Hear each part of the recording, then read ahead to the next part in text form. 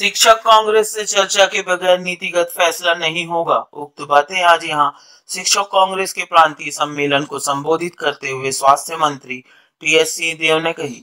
रविवार को यहां सेवा कुंज में छत्तीसगढ़ शिक्षक कांग्रेस का 7वां प्रांतीय सम्मेलन का आयोजन किया गया। इसमें बतौर अतिथि स्वास्थ्य मंत्री टीएस सिंहदेव, स्कूल शिक्षा मंत्री प्रेम साय सिंह, विधायक खेल Sai Singh, Parasnath Rajwade, trade union council के जेपी श्रीवास्तव उपस्थित रहे। आइए देखते हैं हमारे सहयोगी रिपोर्टर की एक छोटी सी रिपोर्ट छत्तीसगढ़ डाइजेस्ट पर।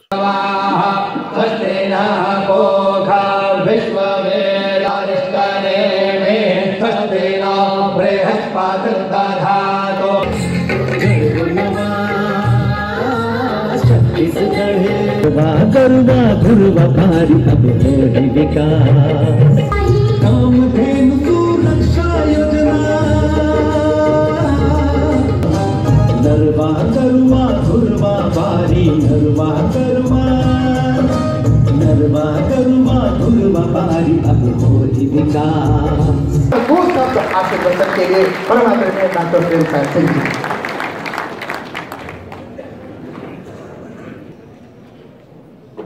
सभी प्रतिनिधिगण,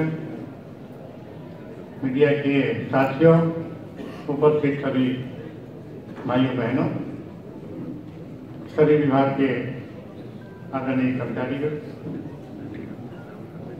सबसे पहले तो मैं शिक्षक कांग्रेस के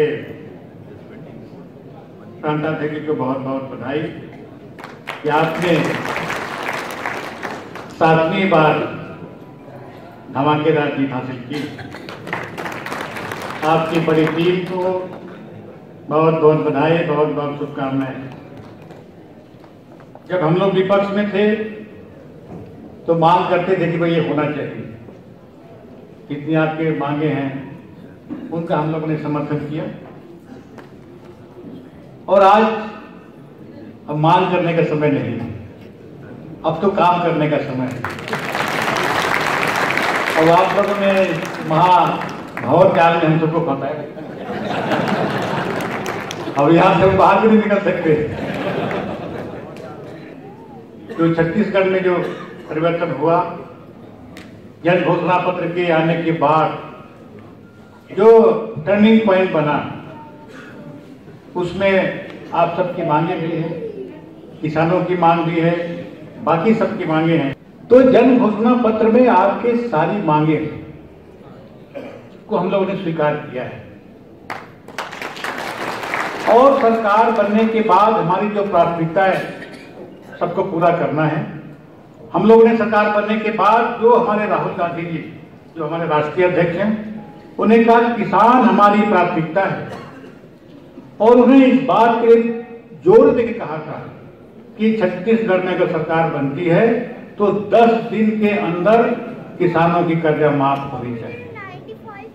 और छत्तीसगढ़ में सरकार बनने के बाद जैसे राहुल गांधी जी यहाँ पे आए, सबको शपथ दिलाने के, जैसे दिल्ली पहुंच भी नहीं पाए थे, महाराज साहब और बाद में मुख्यमंत्री जी तानाजी साहू जी एक बैठक करके 3 घंटे के अंदर किसानों की कर्जा माफ के लिए मिले। किसानों के लिए कर्जा माफी हुई। न केवल सहकारी बैंक, ग्रामीण बैंक, बल्कि कमर्शियल बैंक के भी अल्पकालीन ऋण। और आज 18 लाख किसानों के 10,000 करोड़ रुपया की माफी आज छत्तीसगढ़ प्रदेश में हुआ है। 2500 रुपया प्रति क्विंटल के हिसाब से धान खरीदी हुई और आगे भी चलता रहेगा। पर हमारी जो जन घोषणा पत्र में मांगे हैं, चाहे वो 8 साल के 2 साल में सम्मिलित करने की मांग हो, कि आपकी विद्या मितान की मांग हो, कि वेतन विसंगतियां की मांग हो, क्योंकि इस वर्ष हमने 10,000 करोड़ केवल किसानों की कर्जा माफी के लिए किया है और ये अगले बार नहीं होगा। तो अगले बार जो भी मांगे होंगी उन सब में हम लोग इस बार में विचार करेंगे।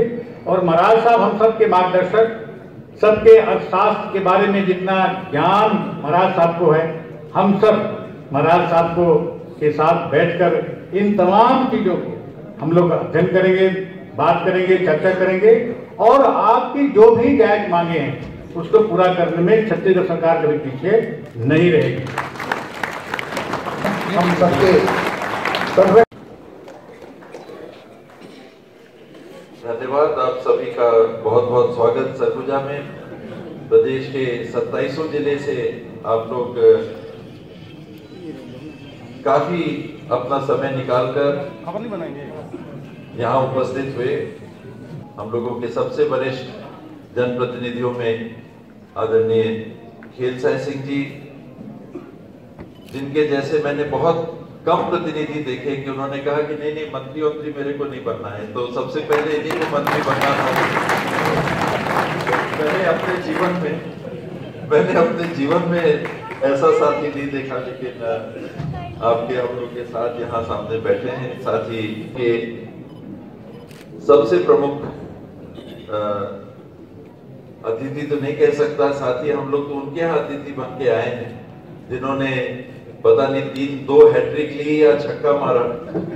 इसके पहले लोग चौका मारने का सोच रहे थे, वो आप लोगों ने रोक दिया, कैच आउट हो गए। यहाँ आपके साथी जिन्होंने 2 हैट्रिक ली, 1 छक्का लगाया, 7वीं बार भी जिनको आप लोगों ने अपना प्रतिनिधि बनाया, सम्मानीय अनिल शुक्ला जी, उनकी अर्धांगिनी, उनकी प्रेरणा जो साथ में उपस्थित हैं, सभी संघ के नवनिर्वाचित पदाधिकारी, सभी साथी, सभी जिला इकाई के पदाधिकारी और साथी, मंच पे उपस्थित हम लोगों के सभी सहयोगी। वही जन घोषणा पत्र, क्योंकि उसमें काले सफेद में हम लोगों ने उन बातों को रख दिया जिसके आधार पे आप लोगों ने विश्वास व्यक्त किया, छत्तीसगढ़ के नागरिकों ने, मतदाताओं ने विश्वास व्यक्त किया और हम लोगों को 5 साल तक काम का देखभाल करने का मौका दिया। अप्रत्याशित स्वरूप में 75% विधायक साथियों को चुनकर सरकार में काम करने का आप लोगों ने मौका दिया। मैं भी प्रेमसाई जी के साथ और सभी साथियों के साथ आप सभी का शासन के हिस्सेदार के रूप में नहीं, लेकिन मतदाता और जागरूक नागरिक के हिस्सेदार के रूप में आपका जो सहयोग मिला उसके लिए बहुत बहुत आभार व्यक्त करता हूं।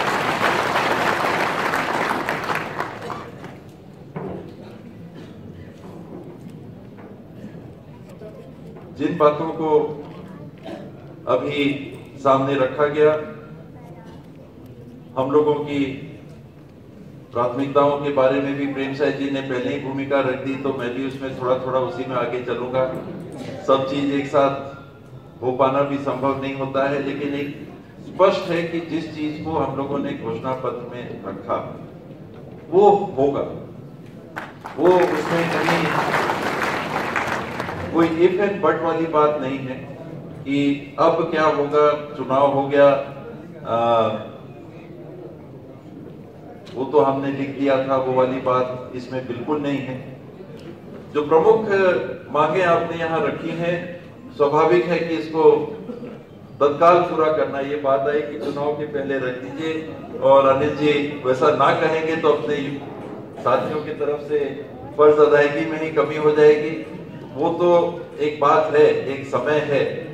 बजट भी आ चुका है, उसको भी आपने देखा, बजट के अंदर क्या क्या बातें आ पाई हैं, क्या क्या नहीं बातें आ पाई हैं, और ये भी आप जानते हैं कि एक बार बजट प्रस्तुत हो जाता है वो फिर इधर उधर वो नहीं हो पाता, घोषणा पत्र टाइप नहीं है कि कुछ जोड़ देंगे बाद। लेकिन सप्लीमेंट्री बजट आएंगे, आय के साधनों को सृजित करने के लिए हम लोग पहल कर रहे हैं। एक छोटी सी बात का उदाहरण दे रहा हूं, बहुत चर्चा हो रही है रेत के संबंध में, बालू के काम को लेकर इतना मारामारी हो रहा है कि हम लोग खुद परेशान हो गए हैं कि दिल्ली, कलकत्ता, बंबई, हरियाणा, पता नहीं कहां से लोग आ गए हैं कि हमको बालू का ठेका दे दीजिए।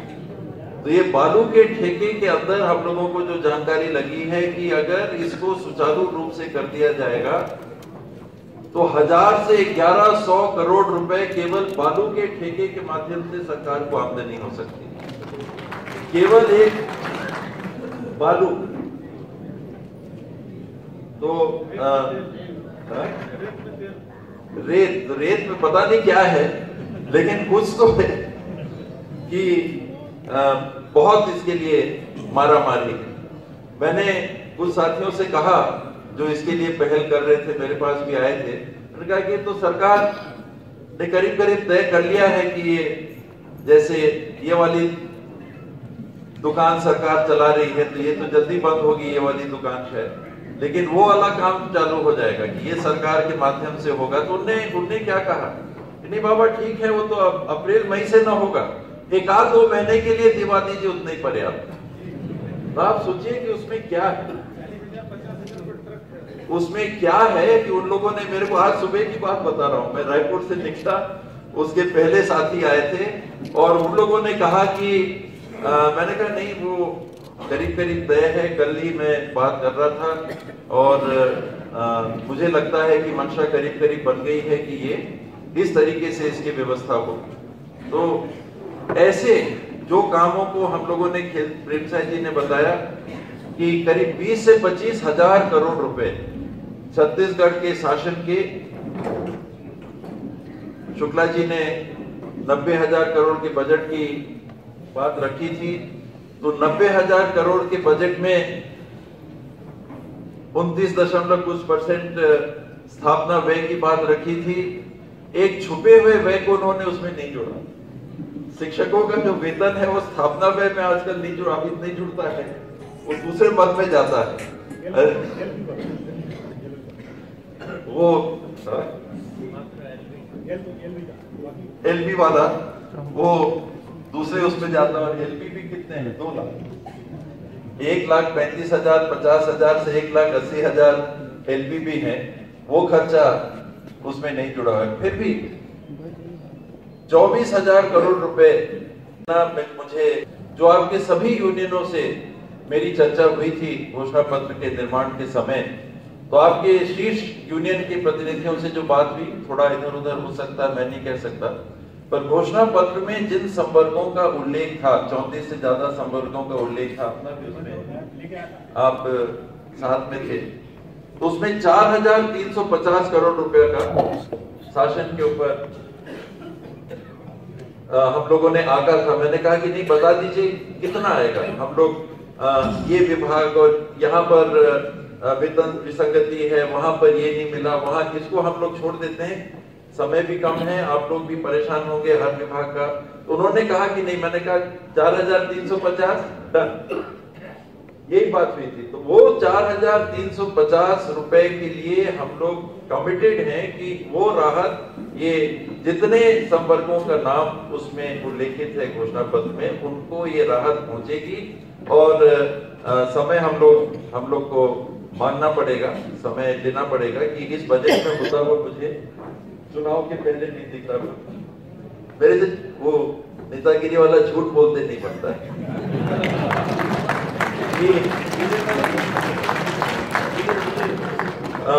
हम लोग ने बोला है, हम लोग करेंगे, इस बात का विश्वास रखिए। अगले चुनाव के पहले तक नहीं रुकना पड़ेगा। हम लोग को ये भी सलाह दिया जा रहा है ना कि आपने ये तो नहीं कहा ना कि कब करेंगे, आपने कहा था कि धान का जो ऋण मुक्ति है, राहुल जी ने कहा था 10 दिन के अंदर करना, वरना कौन मुख्यमंत्री है कौन मंत्री है, हम लोग आप फिर वो मुख्यमंत्री मंत्री को शायद ना देखो। और वो 10 दिन की चीज 3 घंटे के अंदर हो गई। पर बाकी चीजों के लिए अगर समय सीमा नहीं रखी गई है तो उसका अर्थ ये नहीं है कि अगले चुनाव के पहले संतुष्ट करने के लिए उसके लक्ष्य को पूरा किया जाएगा। 10,000 करोड़ रुपए अगर अगले साल धान के बोनस का भार छत्तीसगढ़ शासन के ऊपर नहीं होगा तो आपका हिस्सा तो 4,350 करोड़ ही। समान वेतनमान की बात है, क्रमोन्नति और पदोन्नति की बात है, पदोन्नति नहीं होगी। 4 क्रमोन्नति के लिए हम लोगों ने अगर कहा है तो हम लोग कमिटेड हैं। 8 साल की जगह 2 साल के अंदर आपका संविलियन की बात है, अगर हम लोगों ने कहा है, हम लोग कमिटेड हैं। हम लोग यहाँ तक कह रहे थे कि पैसा भी ज्यादा मत दो लेकिन कर दो, आप जितना मिल रहा है उतने ही पर रखो, लेकिन 8 की जगह 2 साल अगर कर सकते हैं तो कर दो। हम लोग लगे हुए हैं, ये आचार संहिता लगने के पहले अगर ऐसा कुछ निर्णय हम लोग कर सके तो प्रयास कर रहे हैं कि वो भी नीतिगत निर्णय हो जाए कि बिना आर्थिक सुधार के अगर संभव हो सके। ताली मत बचे, अभी पक्का नहीं है। वेतन विसंगति और 6वें वेतनमान की बात आपने कही है। 4 स्कूल शिक्षा में ई और डी की बात है। तो शिक्षा और ट्राइबल विभाग के गुरुजनों के संदर्भ में ये मैं आपसे साझा कर रहा हूँ। निर्णय तो हो ही गया है कि एक उसमें करें, लेकिन ये ई और डी के चलते अभी भी ये कई जगह से ये बात आ रही है कि टी के अस्तित्व को समाप्त न किया जाए। कई जगह ये भी बात है। तो हम लोग अभी चक्की में हैं। वो पिसिंग एंड पिसिंग अमिताभ बच्चन ने क्या बोला था या धर्मेंद्र ने कुछ बोला था उस पिक्चर में। तो अभी हम लोग फंसे हैं उसमें कि अंतिम अभी तो निर्णय है कि सब एक होगा, लेकिन फिर भी टी और ये ई और टी का जो मतभेद है वो मतभेद यहाँ तक है कि बहुत लोगों का कहना है कि ट्राइबल विभाग के अस्तित्व को समाप्त मत करिए। वो क्या निर्णय अंत में होता है इस पे, क्योंकि बहुत बड़ा ये निर्णय होगा। एक बार संविलियन का निर्णय हुआ, फिर आपने बताया कि इसको काम करने का भी दिक्कत हो रहा है। इसमें हमारे पास पर्याप्त स्टाफ भी नहीं है, पर्याप्त लॉजिस्टिक्स भी नहीं है। तो क्या निर्णय होता है अभी एक बार अगर हो गया कि जैसा है वैसे ही रहेगा चलेगा, तो ये जो विसंगतियां हैं उनको दूर करेगा। अगर ऐसा निर्णय हुआ कि नहीं ये पृथक करना है तो फिर नए सिरे से उसमें एक बात सामने आ जाएगी। ये मैं साझा कर रहा हूँ क्योंकि मैं छुपाना नहीं चाहता कुछ जो चल रहा है। शायद आप लोग को भी मालूम होगा कि ऐसी बातें चल रही हैं, और विशेष करके ट्राइबल क्षेत्र से ये बातें आ रही हैं कि नहीं ये ट्राइबल शिक्षा विभाग के ट्राइबल के अंश को खत्म मत करिए, आप उसको पुनर्स्थापित करिए। ऐसा भी बात आप लोग की क्या राय है, क्या होना चाहिए?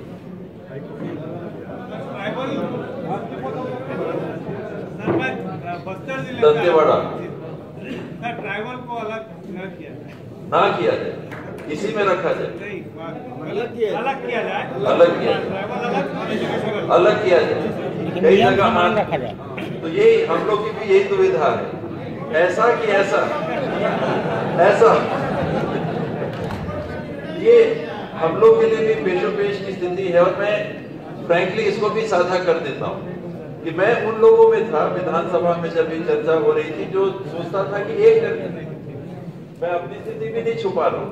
मुझे लगता था कि एक विभाग होगा तो शिक्षा है, सभी स्कूलों में एक ही पाठ्यक्रम तो पढ़ाते हैं, और ये स्कूल ट्राइबल का, ये स्कूल शिक्षा विभाग का, एक हो जाता तो अच्छा है। लेकिन अब अगर जो बात आई है तो मेरी बात का कोई वैल्यू नहीं है एक विचार के अलावा, जो सबकी राय बनेगी और जिसमें सबसे अच्छी व्यवस्था बनेगी अंततः उसी को अपनाने की दिशा में मैं समझता हूं कि आपकी, क्योंकि ये हमारी सरकार नहीं, आपकी सरकार।